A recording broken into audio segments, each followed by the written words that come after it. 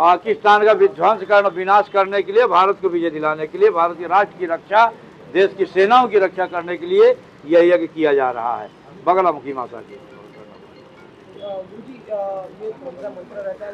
देव बगलामुखी दरुष्टानाम वाचम मुखम बदम स्तंभ जीवम कीलय बुद्धिम विनाशालीम हुम फट स्वाहा। ये मूल मंत्र है माता जी का।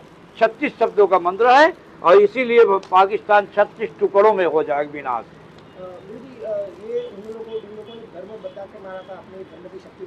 हम अपनी धर्म की शक्ति बता रहे हैं, वो पता चल गया हमारी धर्म की शक्ति बगलामुखी के द्वारा पूरे पाकिस्तान का विध्वंस सुनिश्चित है।